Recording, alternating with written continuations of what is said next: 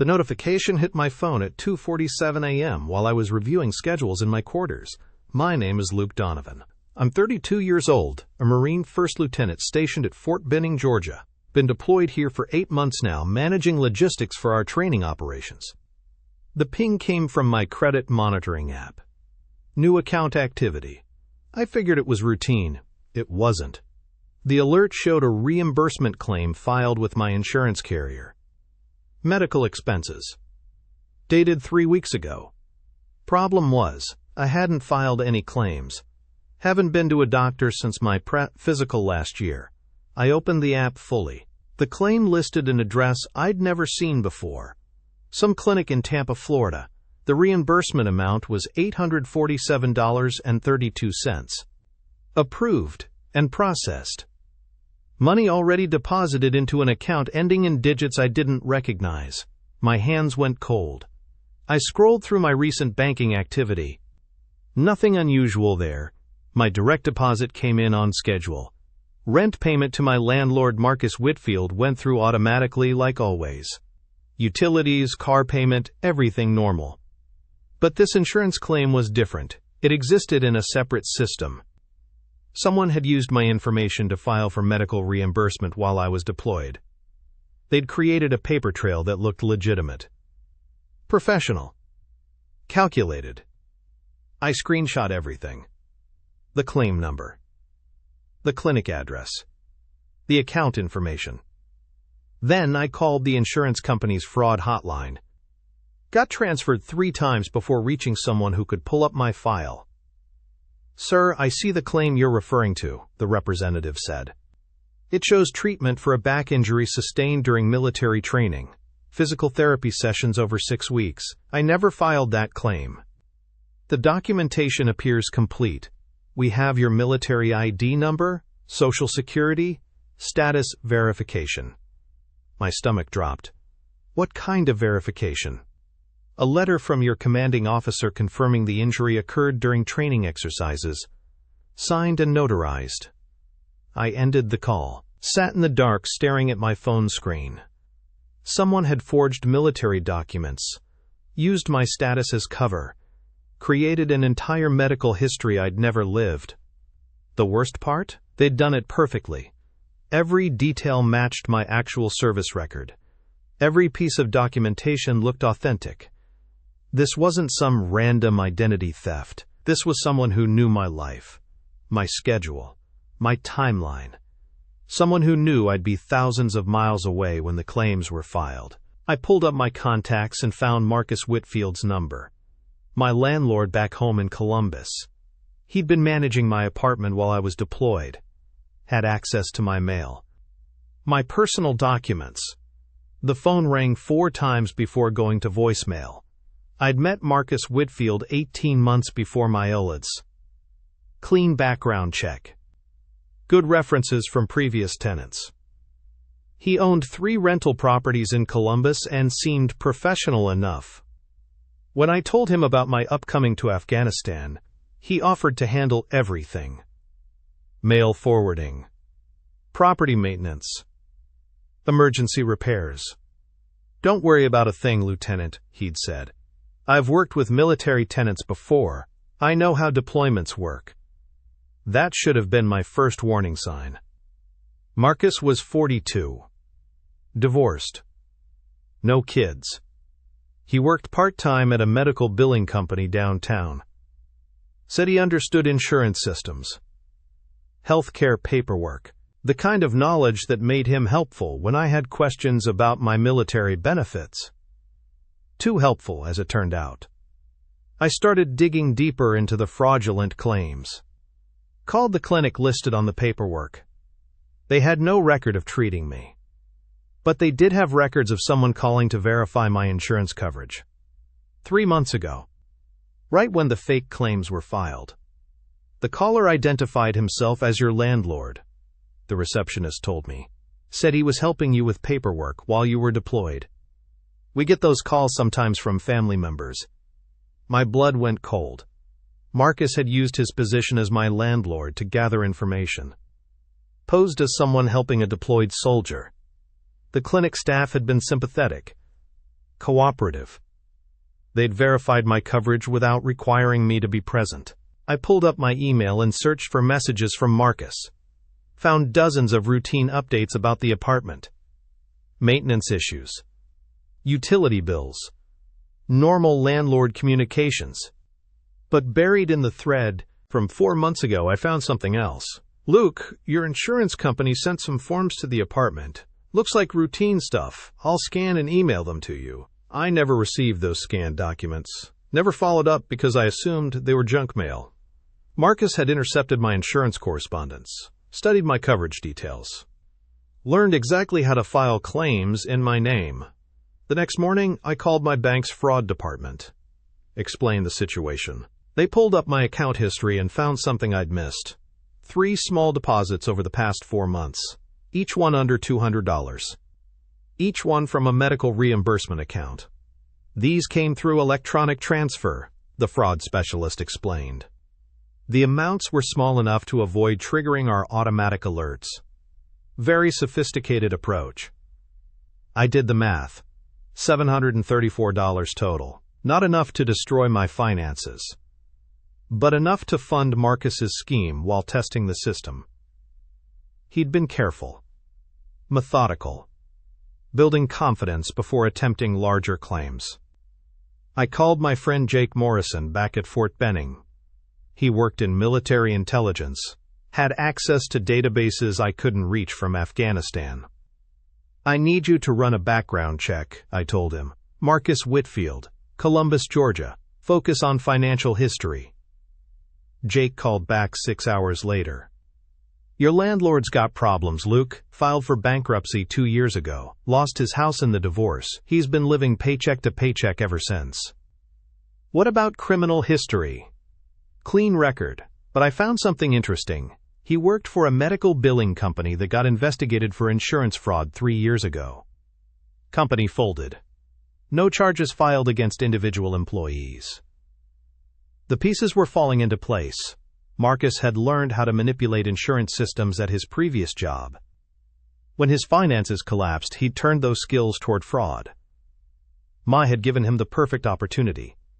A victim who'd be out of the country for months. Unable to monitor his accounts closely. Unable to respond quickly to suspicious activity. I spent the next week building my case. Downloaded every bank statement. Printed every insurance document. Created a timeline showing exactly when each fraudulent claim was filed. Cross-referenced the dates with my schedule. The pattern was clear. Every claim had been submitted during periods when I was on extended missions, when communication with home was limited. Marcus had been watching my social media posts, tracking my activities, timing his fraud to coincide with my absence from base communications. The insurance company's fraud investigator called me back with more details. We've identified 12 separate claims filed under your name, total value of $4,200. All for services you never received. All supported by forged documentation. What kind of documentation? Military medical records, injury reports, physical therapy prescriptions. Someone with detailed knowledge of military procedures created these documents. I knew exactly who that someone was. That night, I called Marcus again. This time, he answered. Luke, good to hear from you, man. How's the going? His voice was casual, friendly, no hint of guilt or nervousness. He was either a natural actor or completely confident in his scheme. Everything's fine here, I said. I'm calling about some insurance paperwork. My company says they've been processing claims I don't remember filing. A pause, brief but noticeable. Insurance can be confusing, Marcus said. Especially with military benefits. Maybe you filed something before and forgot about it. Maybe. Can you check if any insurance mail came to the apartment recently? I'll take a look and get back to you. He never called back. I contacted the insurance company's Special Investigations Unit, explained everything I'd discovered. They assigned Detective Sarah Robinson from their fraud strike team to handle the case. She specialized in identity theft involving military personnel. This is more sophisticated than typical landlord fraud, Detective Robinson told me during our video call. Your suspect has inside knowledge of both military procedures and medical billing systems.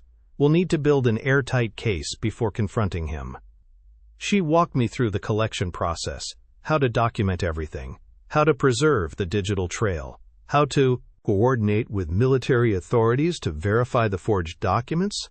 The key is proving intent, she explained. We need to show he deliberately targeted you because of your status, that he used his position as your landlord to access personal information, that he created false documents with the specific goal of defrauding your insurance company. Over the next 2 weeks, we built that case. Detective Robinson subpoenaed Marcus's phone records, found calls to my insurance company, calls to the medical clinics, calls made during business hours when he should have been at his legitimate job. She also discovered something else. I wasn't Marcus's only victim. He'd been targeting other deployed military tenants, using the same methods, filing fraudulent claims while his tenants were overseas. The total fraud amount across all victims exceeded $15,000. The investigation revealed Marcus's complete financial desperation. Behind on rent for his own apartment, credit cards maxed out, facing eviction. My money had been keeping him afloat, but it wasn't enough. He'd gotten greedy, started targeting multiple victims, created a systematic fraud operation using his rental properties as cover. Detective Robinson scheduled a controlled phone call. I would contact Marcus while she recorded the conversation, try to get him to admit details about the fraudulent claims, give him enough rope to hang himself. Remember, she coached me, don't accuse him directly. Confused about the insurance situation, let him volunteer information. Criminals often can't resist explaining how clever they've been. The call was scheduled for the next morning. Marcus Whitfield had no idea his entire scheme was about to collapse. The controlled call happened at 09:00 hours the next morning. Detective Robinson set up recording equipment in her office. 2 other investigators monitored from an adjacent room. I sat across from her desk, phone in hand, trying to keep my voice steady. Marcus answered on the 3rd ring. Luke! Hey man, how's the going? It's going well, I said. But I'm calling about something weird. My insurance company contacted me about some medical claims. Said I'd been treated for back injuries and physical therapy sessions. Thing is, I've been deployed for 8 months. Silence on the other. Then Marcus cleared his throat. That's strange. Maybe it's some kind of administrative error? Maybe. But they have documentation, treatment dates, even my signature on forms. The claims total over $4,000. Wow, that's crazy, Marcus said. But his voice had changed. Tighter. More careful. Insurance companies make mistakes all the time, right? Detective Robinson nodded at me. Keep pushing. The weird part is the address on file, I continued. It's listed as my rental property, your property, and the treatment dates all fall during my period. Someone would have had to use my information while I was overseas. Another long pause. I could hear Marcus breathing heavily. Look, Luke, he finally said. I might know something about this, but it's complicated. Can we talk when you get back? I'm actually coming back early. Emergency leave. I'll be there tomorrow. Tomorrow? His voice cracked. That's really soon. Yeah. My commanding officer is concerned about potential identity theft. Military takes this stuff seriously. I need to get this sorted out immediately.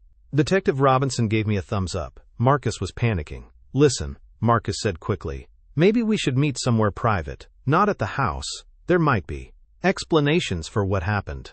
What kind of explanations? Just meet me at Riverside Park tomorrow at noon. The pavilion near the parking lot. We can talk through everything then. He hung up before I could respond. Detective Robinson smiled grimly. He just confessed to knowledge of the fraud, and he's trying to control the meeting location. Classic behavior of someone who knows they're caught. The next phase required careful coordination. Detective Robinson arranged for undercover officers to position themselves around Riverside Park. I would wear a wire. Record whatever Marcus said during our meeting. Get him to admit the full scope of his fraud operation. He's desperate now, she explained. Desperate people make mistakes. They say too much, try to justify their actions. We need him to explain exactly how he obtained your personal information, how he forged the documents, how long he's been doing this. I flew back to Georgia that evening, landed at Hartsfield-Jackson at 2,130 hours. Drove straight to Detective Robinson's office for final preparation. She fitted me with a digital recording device, tested the audio quality, briefed me on conversation tactics. Don't let him deflect blame, she instructed.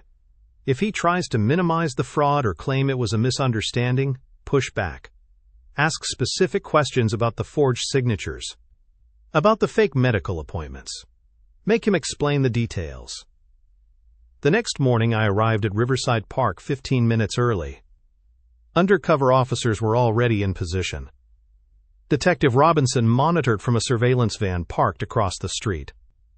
I sat at the pavilion picnic table, checking my watch every few minutes.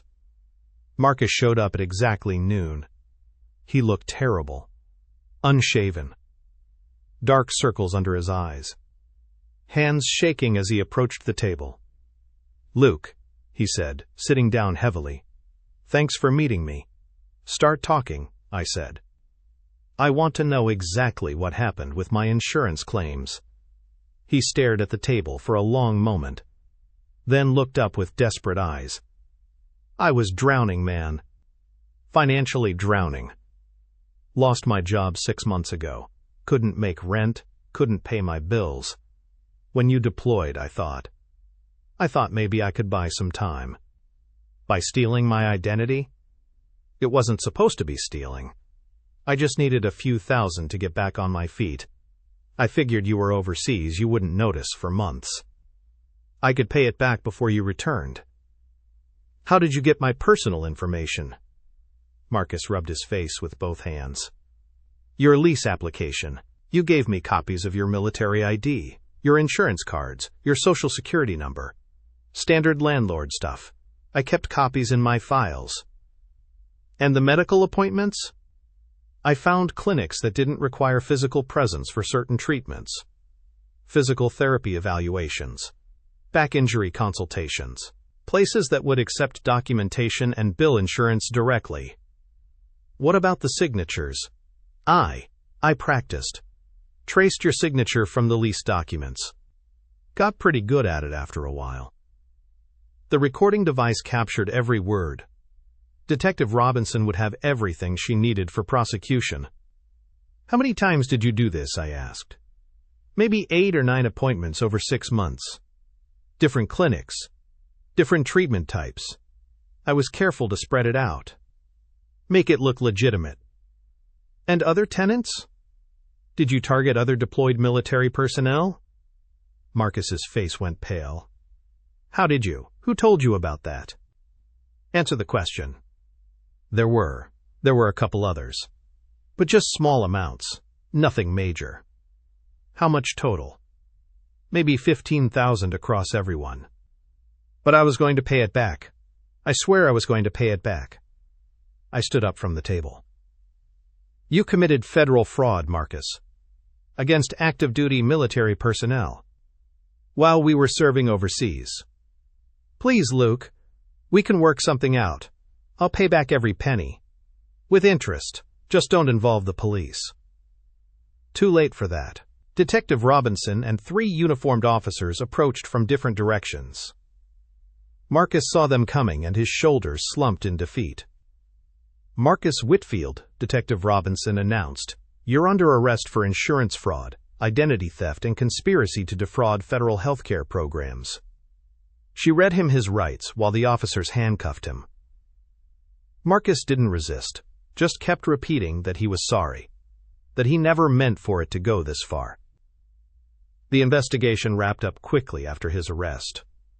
Marcus's apartment contained detailed records of his fraud operation, copies of forged documents, lists of targeted military tenants, of systematic identity theft spanning 8 months.